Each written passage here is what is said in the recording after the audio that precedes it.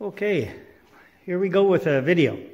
It's been a while, and I promised I'd do a video on doing distressing, and this is going to be that video. I hope this is instructive. I hope it makes sense to you, and so here I go. The first thing, I've mentioned this before in other videos, but for those who haven't watched them, this is one of the styles for the picture frame I'm going to make that I'm going to distress. And you'll notice the slots that I've cut in here. These are 1/4-inch slots that I used a slot cutter to cut in. And I make my own biscuits. And the biscuits that I make, you can see the grain is running in this direction, which makes it extremely strong when I put it into that groove. Now, the thing is, the groove has a radius at the bottom, so I have to radius these biscuits. So I'm going to go ahead and show you one and give you an idea what I do.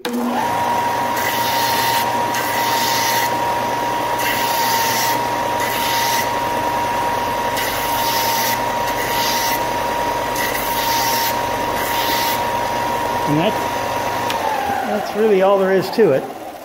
And so I can take my style now, and you can see that this biscuit now fits right in there. And that's how I do my joinery on these frames. Extremely strong.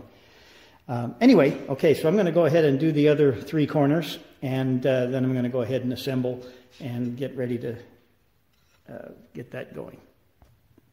I guess it's only fair that I show you how I make the biscuits, and this is basically what I do. I take a piece of either walnut or maple. I like it because it's really hard lumber. And I set my saw to 1/4 of an inch thickness, the thickness of the slot cutter that's going to cut the slots for me. And then what I do is I just run it through.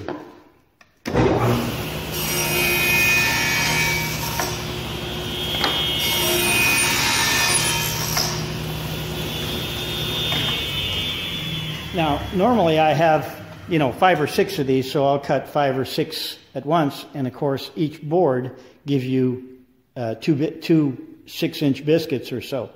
And then all I do is I turn around and I cut this to 3/4 of an inch, because the slot cutter cuts 3/8 of an inch deep. So half and half into each side of the board, each side of the joint, I should say, and you get 3/4 of an inch.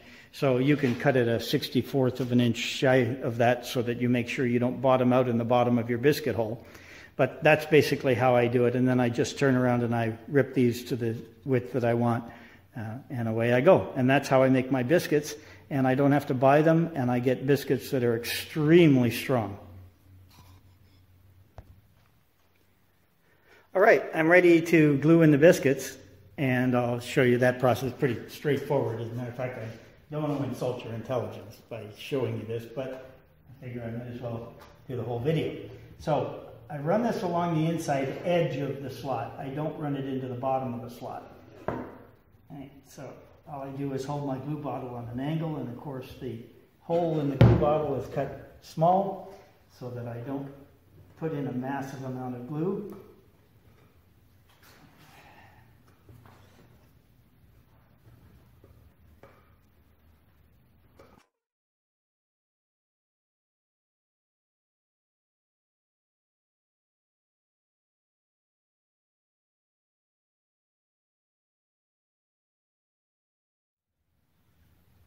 And again, what I do is I run it on an angle and down into the slot. Now I've got those 2 ready. Now what I do is I come back and I coat the sides of this biscuit and the top of the biscuit. And I'm not stingy with the glue.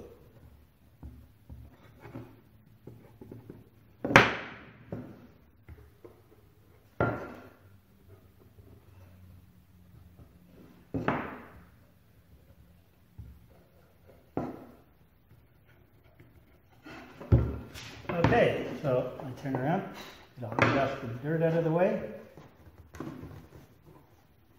get that semi-lined up. Doesn't have to be perfect right now. I'm going to tap it into place when I'm ready.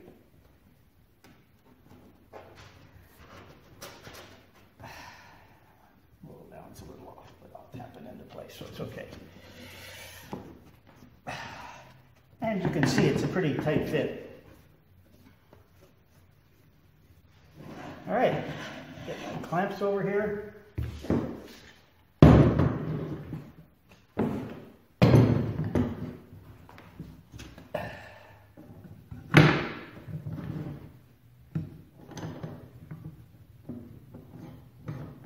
Get my hammer so that I can tap that into place. Now this hammer has a nice smooth surface so I don't mar up my lumber. And I'm not hitting very hard, I'm just tapping it.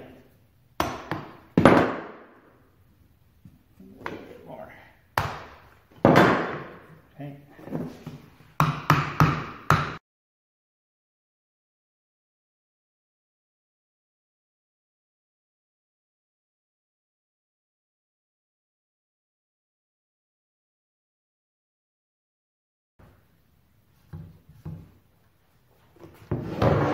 And the glue off the back side. I'll end up with a little bit of glue, but that can be scraped off very easily, and then I'm going to sand the back side anyway, so that's not a problem. Okay, so that's the assembly of the frame. And of course, you got to make sure that they're square, so you measure corner to corner. And I have 22 and a 32nd. And I have 22 and a 16th, so I'm a 64th off. So what I'm going to do is get my longer clamp and square this puppy up.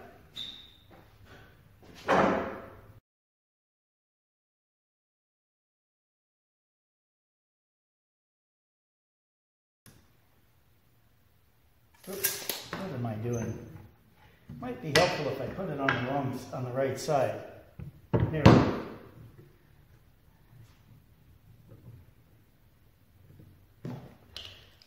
Okay.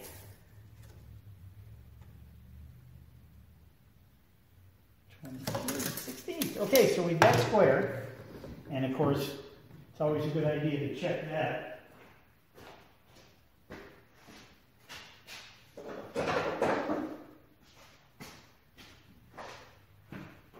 These are just going to be picture frames, so it's not critical that they're dead on square, but I'm not a perfectionist, so I just got to do it.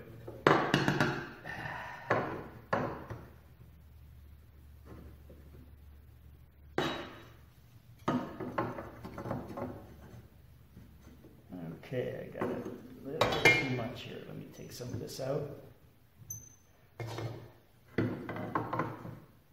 There we go. Beautiful.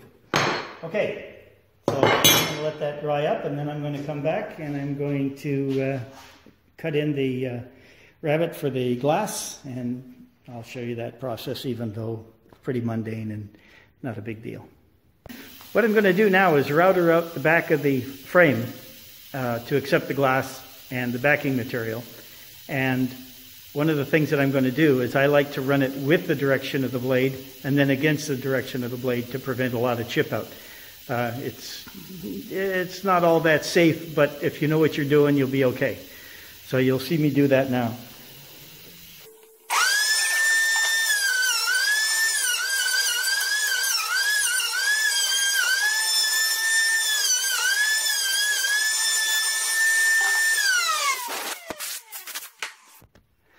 Okay, I've got the back routed out, and you can see the biscuits coming through the rabbit, and you can see that joinery. So anyway, now I'm going to clean up the corner, make a rectangle out of the corner. I mean, you know, cut out the corner to make a rectangle, whatever you want to call it. I got to clean out the corners so that when I put the glass in, I don't have to radius the glass. Okay, I've chiseled out the corners, and I'm basically ready to start distressing this. Okay, I've got some explaining to do before I start distressing. I've got to tell you the tools you're going to need and what I've got here. Now, you'll notice that the chisel I have, although it's sharp, it's clumsy because it's extremely long. If I was going to be doing a lot of distressing, this tool would be half the length it is, and this handle would be bulbous and round, sort of like this, so that it fits comfortably in your hand. As a matter of fact, it would have a bigger radius around the top than that. It wouldn't be as square as this. And that's the type of chisel you'd want for this, because the longer your chisel is, the less accurate you're going to be with your distressing. Okay, I'm going to do a little bit here and show you basically how this works.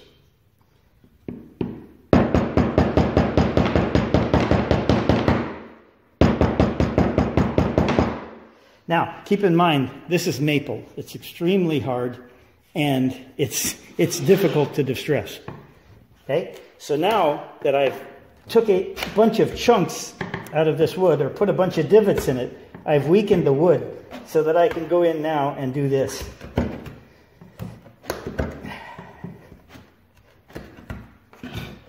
Now what I'm doing is I'm creating a divot in the wood, which would be legitimate for a piece of wood that's been worm-eaten and worn away over the years. And then somebody comes along and wants to use that piece of wood to make a piece of furniture or something else out of it. So that's what I'm doing. I'm making it look like exactly that, like it's a 100-year-old piece of wood that's been gouged out over the years by age and by critters. Now, you don't have to go real deep, okay? But you do want to have it deep enough so that it's legit. Okay, so I don't know how well the camera can see that, but I'm hoping that it's pretty good. Okay, the next thing you're going to need is a couple of awls. Now, these are just basically nails driven into a piece of wood and sharpened. I've got one of them that has an oval point to it. I've got another one that's got a regular point to it.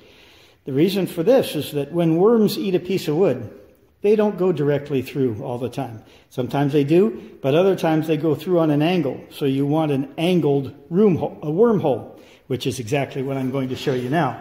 So now, the worms will travel beyond your distressed area. So you're going to concentrate on the distress area, but you're not going to exclusively concentrate on the distress area. And I'll give you an example. Now, normally, this would be a piece of furniture, and it would be heavy, and I would be able to use both at the same time, but I'm going to use one at a time. Okay?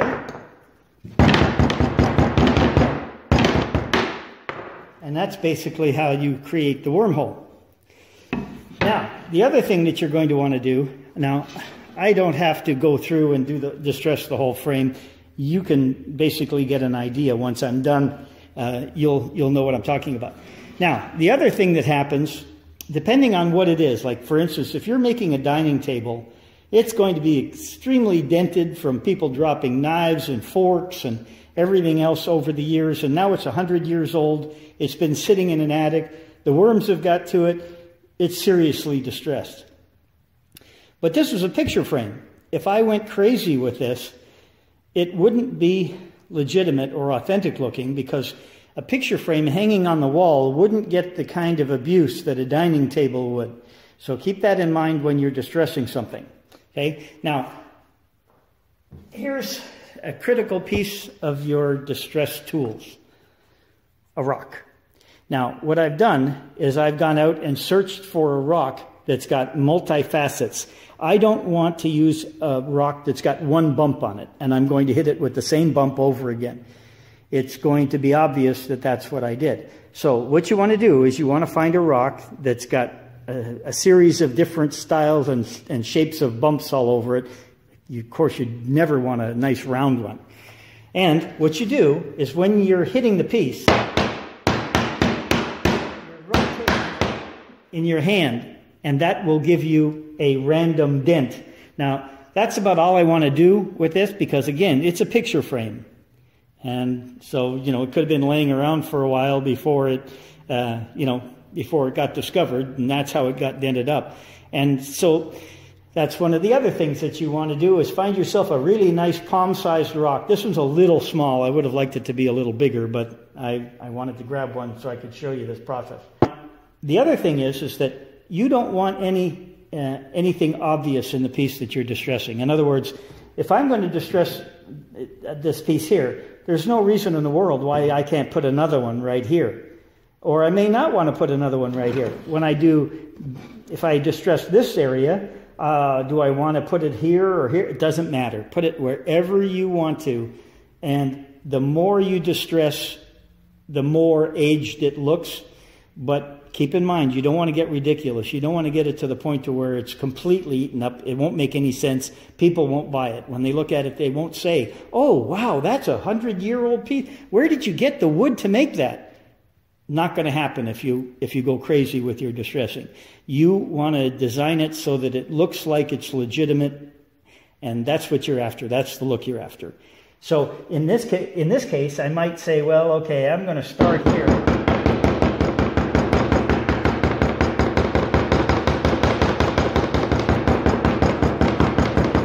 And this one's going to be a little bit longer. And this, believe me, as sharp as this chisel is, the maple is fighting me. Now, the best wood in the world to use for distressing is alder. Alder is considered a hardwood, but it's not really very hard. And it distresses beautifully. You can finish it any color, any finish you want. So it's terrific. So if you want to do some distressing in practice, get yourself a piece of alder, and you'll see what I mean.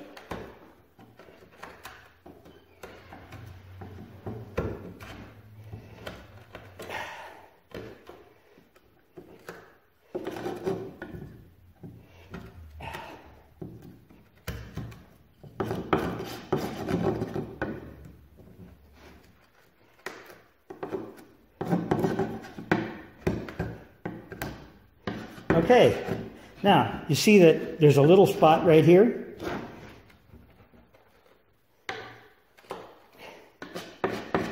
And then there's a little sliver of clean wood and then another distress area.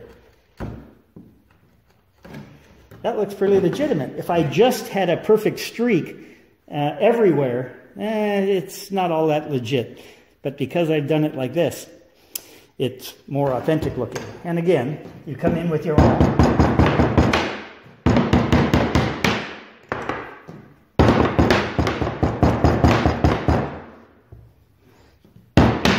And you put some wormholes in it. And then you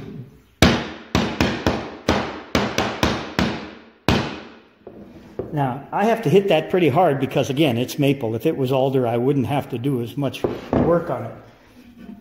Okay, so let's say, for instance, I'm done and I've distressed the whole frame. Now you want to do some sanding. Now, this is Utopia, and you probably won't have Utopia. This is a Makita palm sander, and what I've done is I've altered it.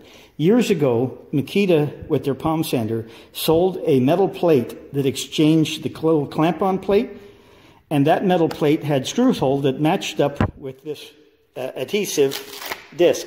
Okay? So what you could do is you could quick release your sandpaper.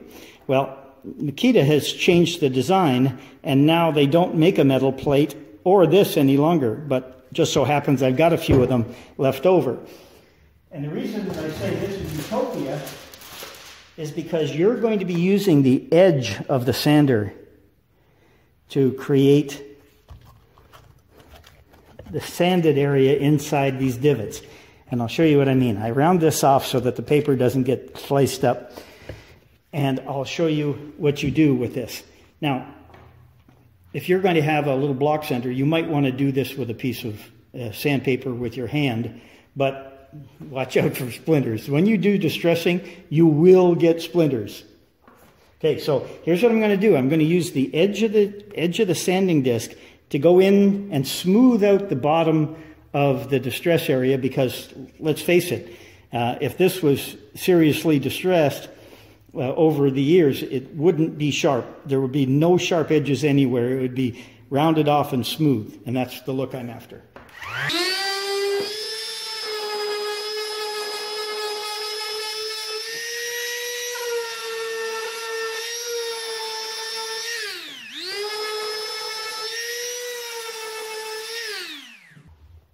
Now let me me clean that off and I'll show you what it looks like up close.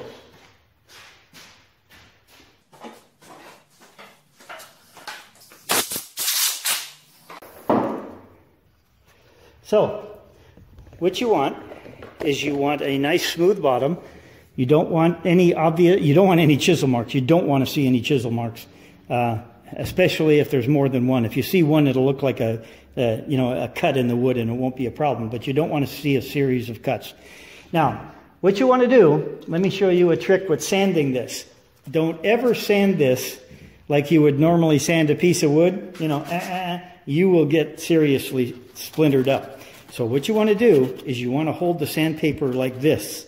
Okay, so what you've done is you've protected your fingers, and now you can sand down in there, and the sandpaper is going to make contact. Your fingers aren't making contact with the wood. So if you need to get in there to do any more little sanding and little cuts, you can do it like this. So I'm going to go ahead and distress the other two pieces. Go ahead, give it some wormholes, make it look old. Now, one of the things that I'm going to do is I'm going to be trimming this out with walnut. So this is going to be going here all the way around the frame, and that's what it's going to end up looking like. And I'll show you one that I've done that's ready for finishing.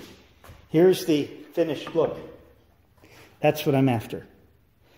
And then there's going to be a Colliers magazine advertisement for a Model T in one of them. There's going to be one for shaving cream in another one. And I haven't decided what the third one's going to be. So that's the finished look. But now what I'm going to be doing is finishing this. And the finishing is as important as the distressing to make it look authentic. And I think you're going to enjoy that process because there's going to be modeling involved. There's going to be a stepped finish. There's not just going to be one coat after a sealer coat. There's probably going to be 3 coats on here of material to lock in the different processes that I'm going to do as I finish this. And you'll get to see all of that and learn how to do it so that you can distress and make it look legitimate. Now, keep in mind that the reason that this is not taught, and it's kind of a well-kept secret, is because there's factories out there that make antique reproductions. I know I used to run one of the factories. And they would rather nobody know this because then anybody can do it and make their furniture look like 100 years old. They like the idea that people think that distressing a piece of furniture is taking a bunch of chains or a chain and hitting the furniture with chains, and that's distressed. It's not. That would be obvious. The dents would all be the same. It would just look too ridiculous, and nobody would buy it. So this is the way factories do it. Okay, now you can see on this frame, what I've done is I've chiseled out the edges, which I'm going to do to this one. I almost forgot to do that for you. Okay, so remember what I said about there's no such thing as a nice smooth edge? Okay, so I take, and wherever I feel like it, I chisel out a chunk. And in this case, I'm going to chisel out a nice couple of spots here and there. You can go as deep as you want. You can go as shallow as you want, depending on whether or not you want serious distressing or light distressing.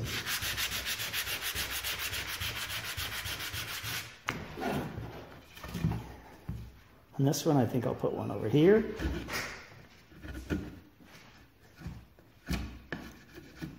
And then I'll put one over here too. And of course, you're going to want to sand those areas just like you did there.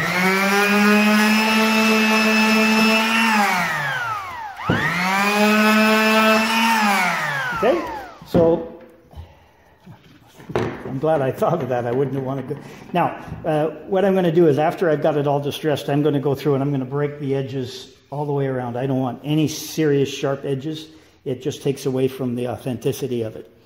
So, and then after I get that all done, then I'm going to go ahead and trim it out with the walnut. And then what I do with the walnut is I'm going to beat that up too. I'm not going to distress it a whole lot. I'm just going to put some gouges in it. I'm going to hit it with a rock, and I'm going to put a few wormholes in it. And so anyway, I hope you enjoyed that part. Next comes the finishing part, and that you're really going to get a kick out of, because it's almost like cheating. You make a piece look 100 years old when basically it was built yesterday. I decided to go ahead and do the rest of the distressing and show you what it looked like. Now, what I've done is I've gone around and I've sanded and radiused off all of the places where I took my chisel and took chunks out, because again, remember, you don't want any sharp edges. It just wouldn't make sense. So, and then you can either do this, you can actually do this with your sander. You can actually sand that divot in there if you want to, but as long as you've got a chisel in your hand, it makes it pretty quick and pretty simple. So you can see here. Now, it's really tough to get in here and put wormholes in here without taking a chunk out of there. It's really kind of critical that you're careful. So, you know, you can put wormholes in here, but tell you what, you'd probably be better off taking this, putting it here, and hitting it with a hammer and putting a dent in it that way than trying to hit that small area with your awl to get that hole in there. So I just go around and I've sanded this, but I want to make sure I get into the corners. And then I'll hit it with 220 paper, getting it ready for the finishing process. But in my view, that's a legitimate 100-year-old picture frame that's been laying in somebody's attic for 100 years, and I took it and repurposed it and refinished it. And so, anyway, that's what I'm headed for. And when the finishing process starts, I'll show you that front to back, and I think you'll get a kick out of it. Let me mention something else. One of the great things about knowing how to distress furniture is once you do know how to distress it, let's say, for instance, you're making a piece of furniture and something happens to it and it doesn't come out the way you wanted it to. You can distress it, make it look 100 years old, and sell it for 3 times what you would have been able to sell it for had it been new and perfect. So knowing how to distress can really be beneficial to you if you know how to do it. And there's really nothing that you can do wrong other than go crazy and make it look obvious. And that's what you want to try and get away from. It takes practice, but once you've practiced a while, you'll get really good at it. And you can make a small fortune doing this, because if you've never seen how much distressed furniture costs, it's about 3 times what that same piece would cost if it wasn't distressed. And of course, it makes sense because it's very time consuming. You've got to go through all of these steps. The finishing process is not just squirting it with a stain and a top coat and calling it done. You've got steps to do to make it look legit. Anyway, that's the end of this part of the video. The next part is the finishing. Okay, I'm ready to start finishing the picture frames. And what you see in front of you here is basically what you're going to need to do this finishing process. Let's start with the tinting glaze, okay? Basically, that's just a base material that you're going to mix a colorant in to act as a glaze. So this material will go on and then easily wipe off. And you can wipe it off a whole lot, or you can wipe it off, not so much. It's up to you. But that's basically what that is. Now, the tinting that I'm going to be, color of glaze that I'm going to be using is Van Dyke Brown. I really like Van Dyke Brown. It does a great job for filling in all of the distressed areas and everything else so that they stand out with your finish.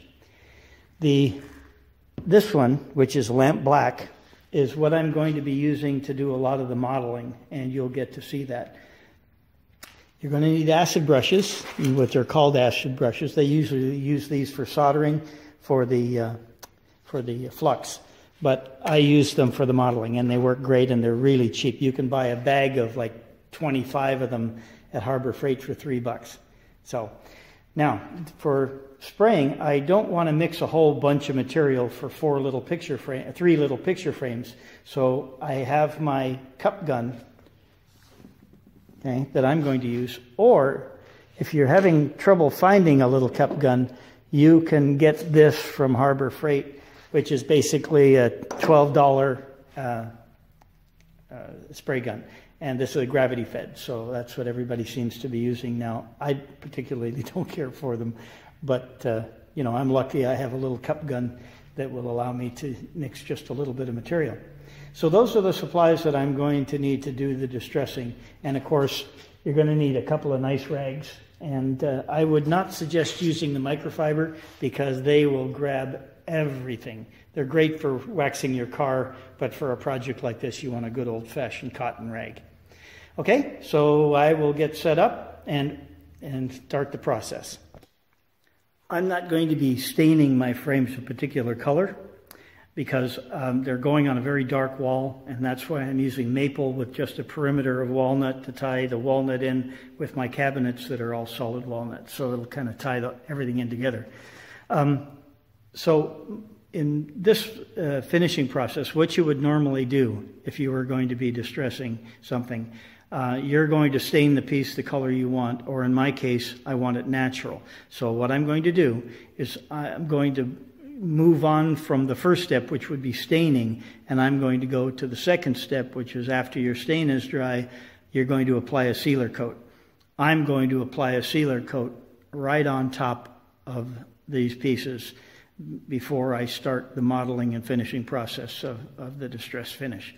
So I just wanted to let you know that if you want to stain your piece, that would be the very first step. Was after you do your distressing and it's ready to go, you want to turn around and stain your piece and then let it dry, waiting for the next step, which is the sealer process. Okay, I'm going to seal these, and one of the things that I did was I filled up my normal quart gun with about half a quart because I'm going to be doing multiple coats on here, and even though they're little picture frames, I'm going to be using a decent amount of material. So I went ahead and mixed that up. So you're not going to be seeing the little cup gun spraying right now. This is the sealer coat before the modeling starts.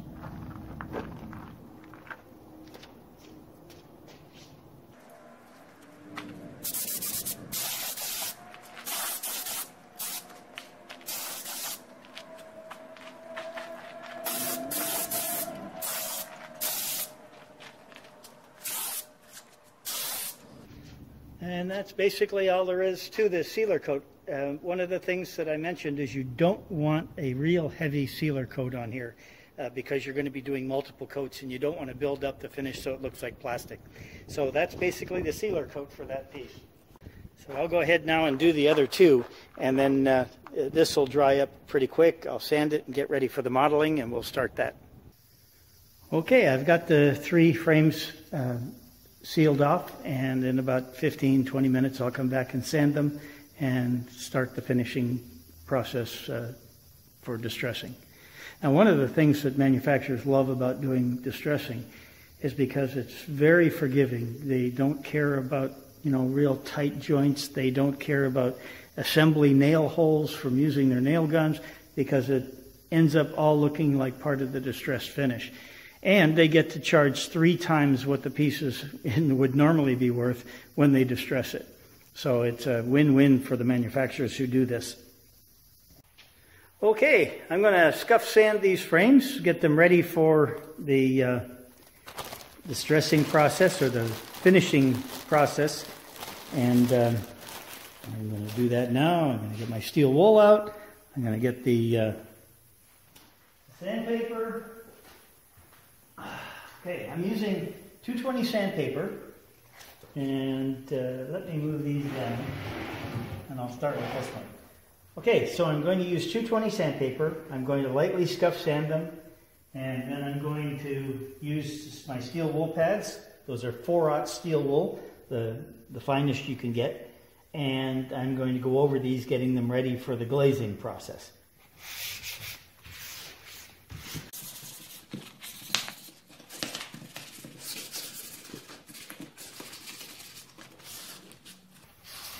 Now, remember I did a very, very light sealer coat on these because I want the glazing to take effect, and if it's sealed off too much, the glaze won't take. It'll just sit on top and it'll be wiped right off.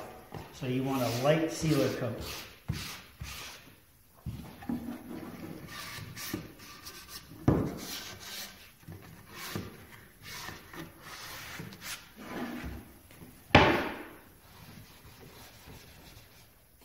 Oops, may as well hit the edges while I'm here, right?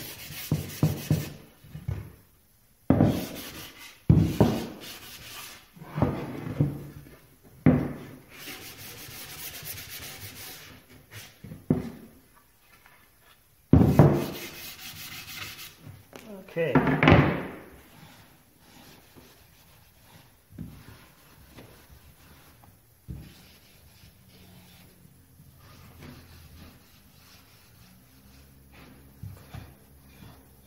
Now, this is one of the things that you're going to find is your steel wool is going to get hung up in some of the little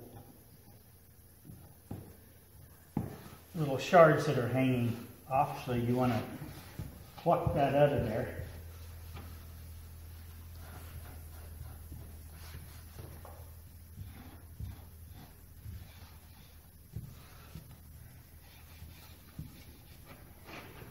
And you want to do a good job steel wooling these, because remember, this is going to end up being your ultimate finish. If you do a poor job smoothing out the sealer coat, everything is going to translate into the top coat. So you want to make sure everything's nice and smooth.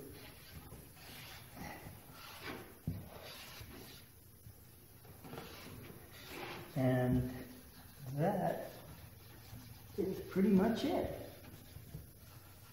Go over it again lightly. Make sure I got everything. Okay, so this one is ready for the glaze.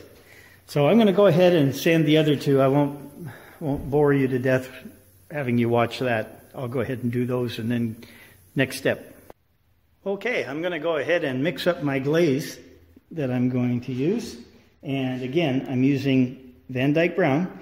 Now, I've never used this Sheffield's tint before. I usually always use UTC colors, but I don't have any, and I found this online and figured that this is just as good as every other. So you can see that I squirted a little bit in there, and you can see that it went from a tan color to a nice brown color. Okay, and I want it a little darker than that, so I'm going to add just another couple of drops to color it. And stir it up good. And even darker than that. Okay, let's see how this is. Yeah, there we go. That's the depth of brown that I want. Now, you can decide on what you want for your glaze, but this is what I'm used to using, and that's where I'm going to do a couple more drops because it's not quite there after I stirred it up. Okay, one more time.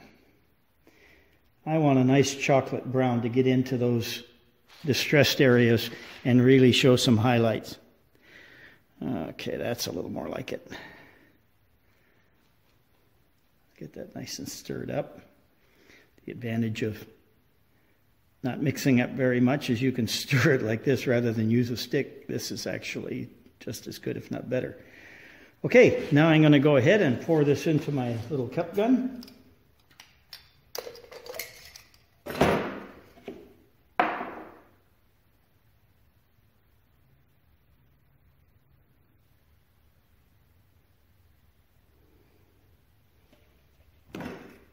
Okay, and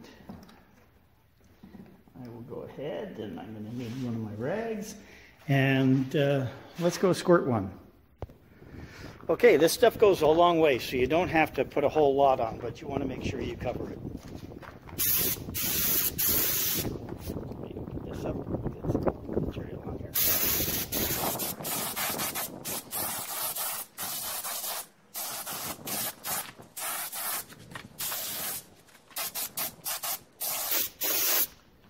Could have been a little darker, but I think this is going to be fine.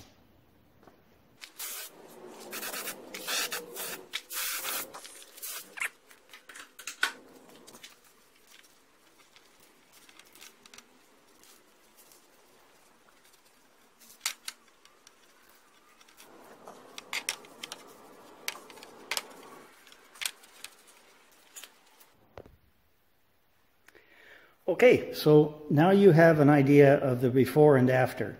You can see how the glaze that I put on has hung up in the distressed areas, and the holes that I put in are highlighted because, of course, there's glaze in there that you're not going to get out, and that's basically what you want. And so the next step now is modeling, and that is basically pretty important, and I'll get that set up and we'll show you how that happens.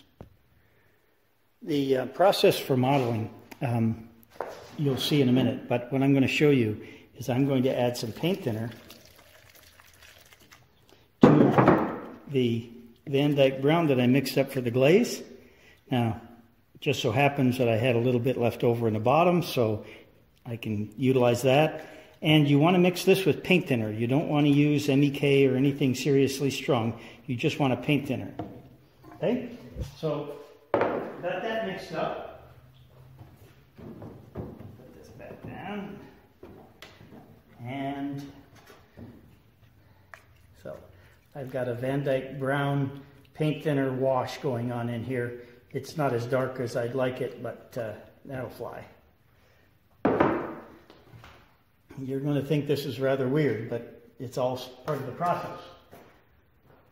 Okay, now I'm going to need my lamp black. And I bring my lamp black over, and I need something that I can put the lamp black in or on. So I'll just grab a piece of wood.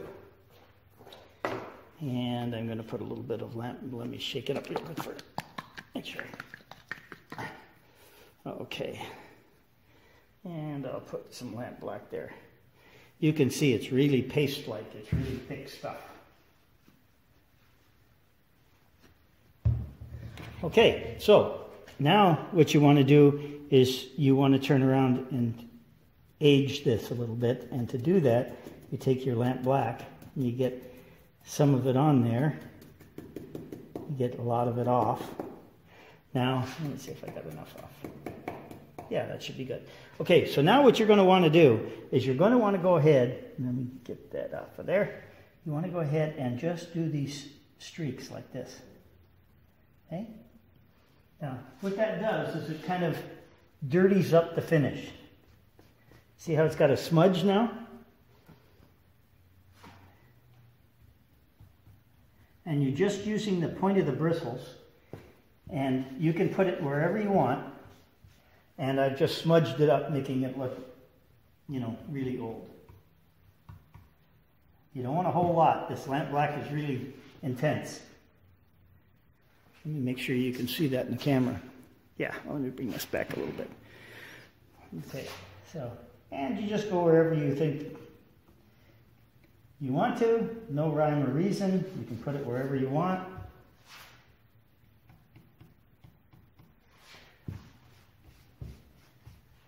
And we'll put a little bit on there frame, because of course that's going to get smudged up too.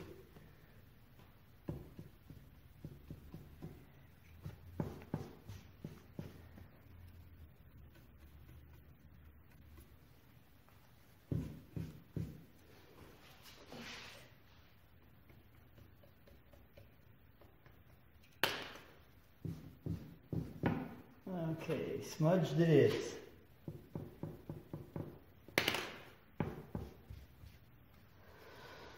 Okay, so I kind of like that. That's smudgy enough. Now a lot of this is going to disappear in the finishing process.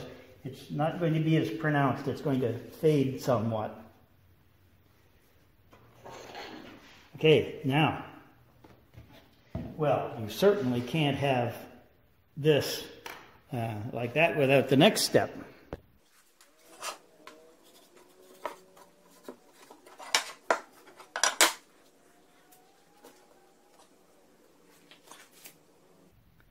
One other thing that's kind of unique here is that I'm making this look 100 years old, but what's really authentic about this is that a page from Colliers magazine with an advertisement in it is actually 100 years old. So it's kind of going to go hand in hand, which is why I didn't do a pristine frame, because together they're going to look really authentic. So you'll see that when I'm all done. I'll show it to you. When you do the paintbrush process where you're going to take a light mixture of paint thinner and your Van Dyke brown and you're going to flick it onto your piece, don't wipe. You're going to dab, okay? And that's just to get the excess paint thinner off. You're not going to want to wipe it. So I just thought I'd show you that. This is the second one that I've started. The reason for, let's call it splotching with the paintbrush and the paint thinner and a light dose of Van Dyke brown is just to make it, you're dirtying it up. Let's call it that. Okay? So all I'm doing is I'm dirtying up the finish by doing this. You're not going to know what's going on. You'll see it in the finish, but you certainly won't know how it got there. It's not like it's a finishing step that you would normally see, and it's not going to be very obvious. It's just going to be kind of in the background, and it's going to make it look dirty. What else can I say? All right, so the three frames, I haven't fly specced this yet. That's what I'm going to do now. And these will be ready for finishing as soon as they dry, and they're not quite dry yet. So, let me do the fly spec.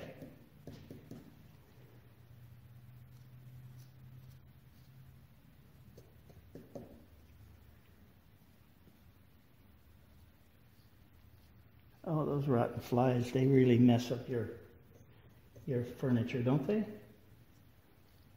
They get in there and they crap all over your finish, all over your furniture.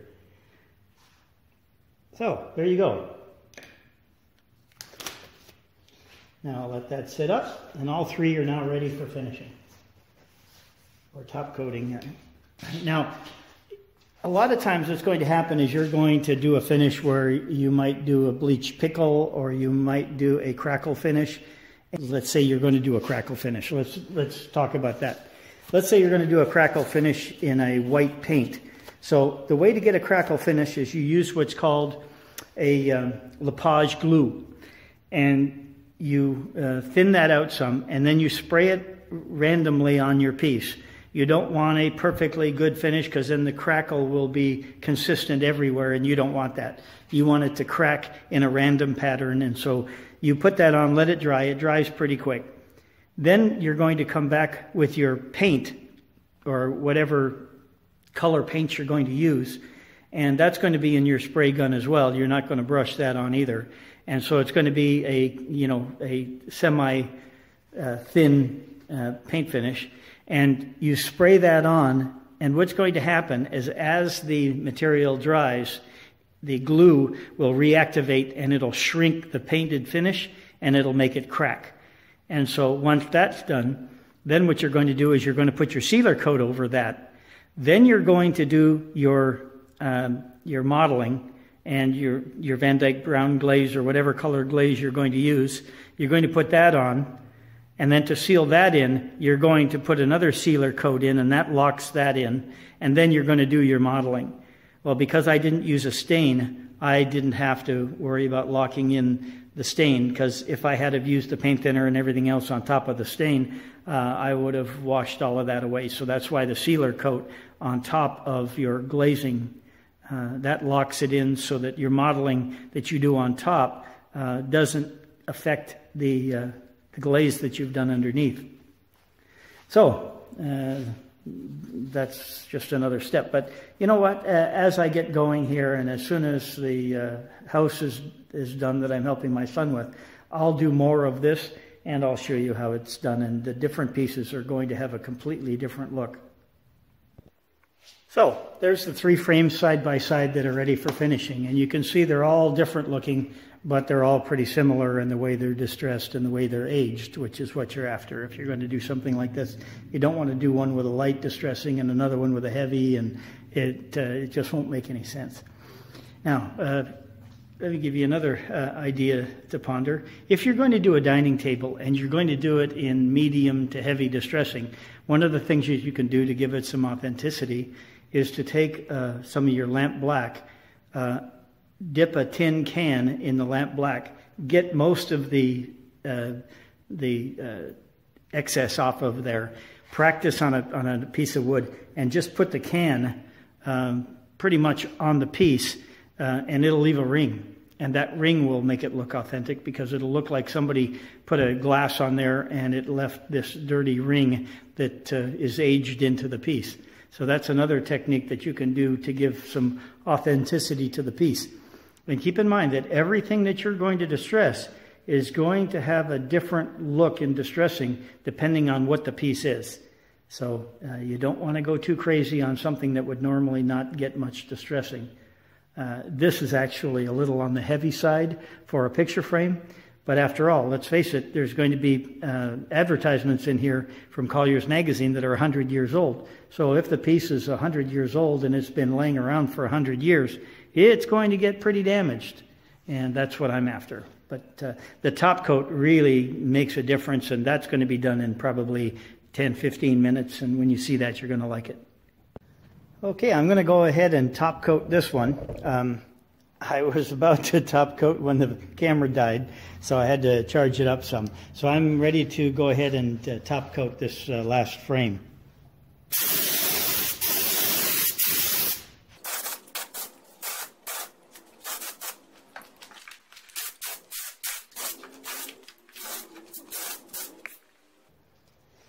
Okay, that's basically it.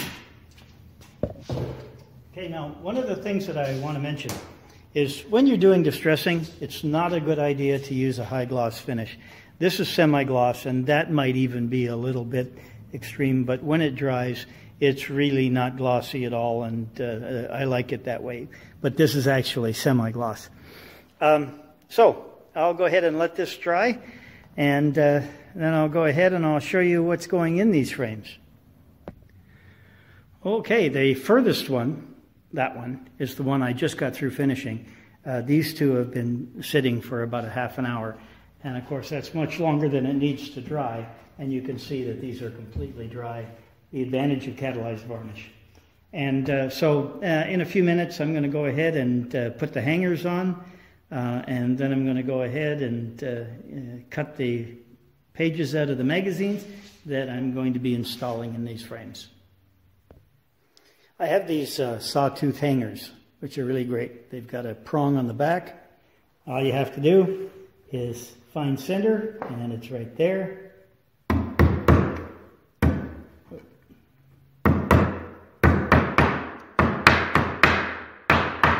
And that's it. That's how long it takes to put the hanger on this thing. So there it is. There's one. And I'll go ahead and... The other one it just got finished not even 3 minutes ago, so I'm not going to be able to put the hanger on that one. But the other one, I will be able to, so I'm going to go ahead and do that. And what I've determined is the center.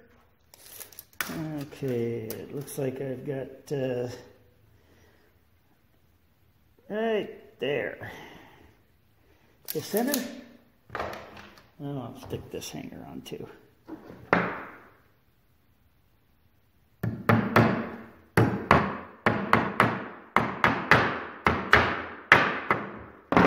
Okay, so when the other one is dry, I'll go ahead and get that one ready.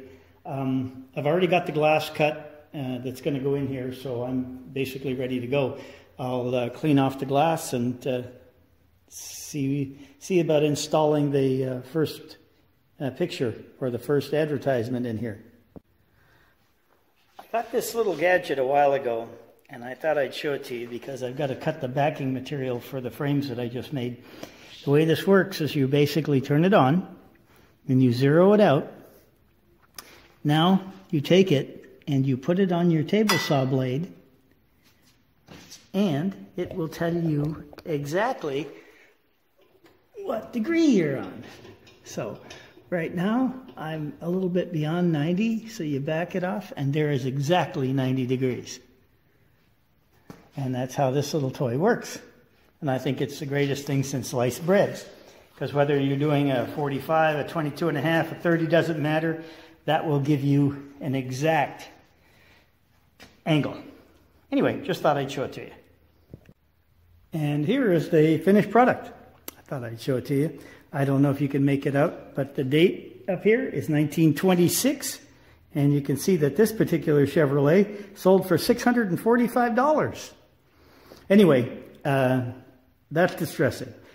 And you can see what I mean about needing a distressed frame to go with this advertisement, because it just wouldn't make sense to have it in a nice, pretty, pristine frame.